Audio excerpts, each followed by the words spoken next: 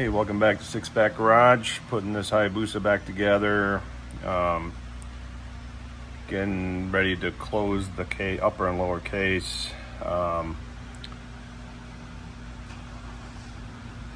Gear sets need to go on first. Just double check on the end caps. You have dowel pins that are in the upper case. Make 100% sure that those dowel pins are located correctly on the bearing caps. So I marked this with before I put the output shaft in, I marked it with a Sharpie so I know what it looks like when it's fully seated. So that's fully seated. This one you can see on the input shaft, you can see that it's fully seated right before you put the seal on. Okay, so you can just double check. Yep, fully seated. And then when you put the lower case on, make sure that it's flush everywhere. Make sure you got your 4 dowel pins, 1, 2, 3, and 4. And the cover should just pop right on there, no gaps. Don't use the bolts to draw it in, okay? Because if it's not flush and fitting everywhere tight, take it back apart, find out why. Also, this bike is, I'm 19 years old. No, 18. Anyway, it's an 06, so it's old. It's had a lot of use, not a lot of miles, but hard use. So I do see some stress, aluminum stress cracks. It's not cracks, but like surface, it's called spalling or whatever it's called. But I'm a big fan of JB Weld, so I just put like a coat of JB Weld on in spots where I saw some of that. Now, that might be controversial to you, but trust me, I've used this on car engines. I've sealed up internal oil leaks, transmissions. Like JB Weld works. So if you do it right, mix it right, let it cure 24 hours, scuff up the surface, clean it with brake cleaner, make sure there's no residue, Like if you do it all right, it will stay on there forever. And just to get it off of there, you'd have to grind it off. It's not coming off by itself. So anyways, not that you have to do that. I just didn't like the surface cracking.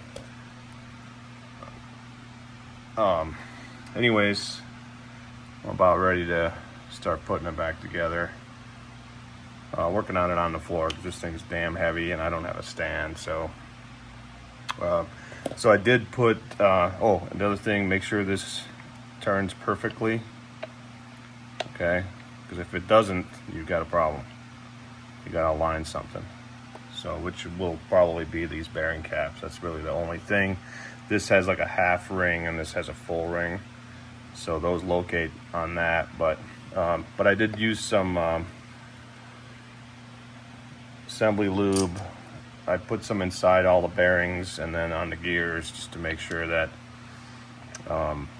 it's got a little bit of a pre-lube going on.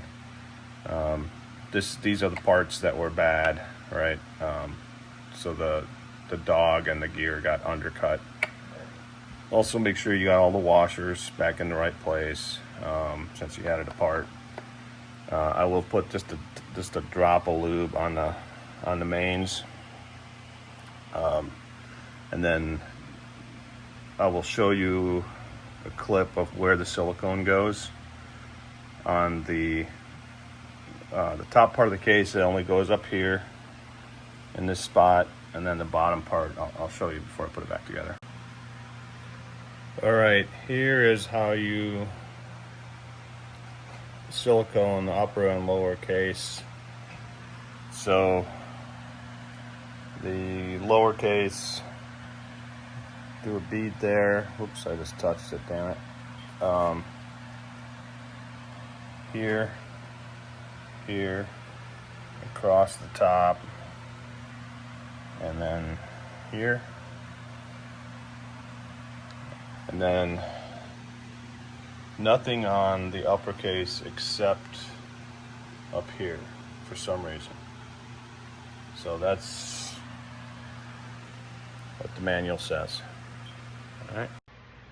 Okay, so I didn't film bolting the case together. Really the most daunting part of that whole thing was making sure that the case halves are flush before you start torquing the bolts. And then you just follow the torque sequence in the manual.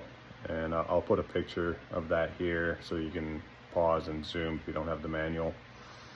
So this is my first time putting one together, so I was kind of learning as I went, and I just totally forgot to film that part. But it's basically torquing a bunch of bolts in the proper sequence, and that was kind of the easy part.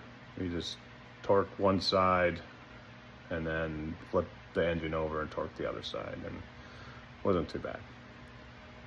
All right, and then the next section is going to be tightening the clutch bolt, which I figured out a way to do that.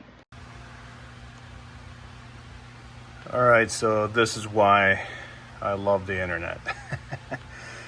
So I was putting together a clutch. I put together the case halves and putting the engine back together, and you know, you got to tighten the clutch nut before you can, you know, put the clutch basket back together, you know, with the discs and all that. And there's literally no way to hold this unless you have that special tool, which I don't have.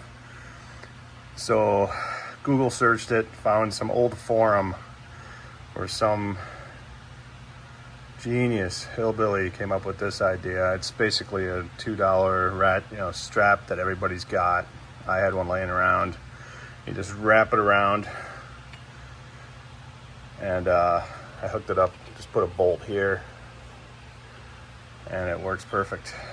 So what a lifesaver. Gotta love it.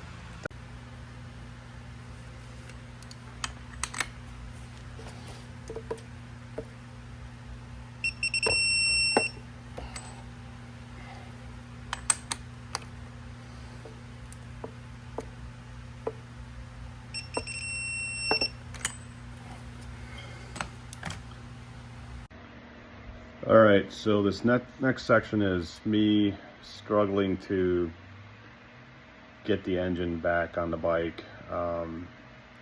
So when I removed the engine, I kind of just had a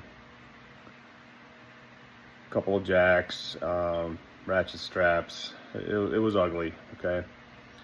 But you had the assistance of gravity, so it's kind of easier to drop the motor out. You have to angle it out a little bit to get the chain off the sprocket, but it not a bad deal.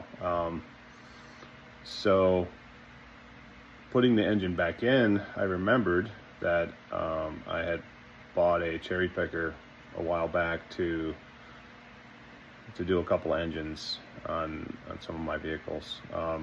So I figured, okay, I'm going to try to use the cherry picker to put the engine in. It definitely was a lot easier.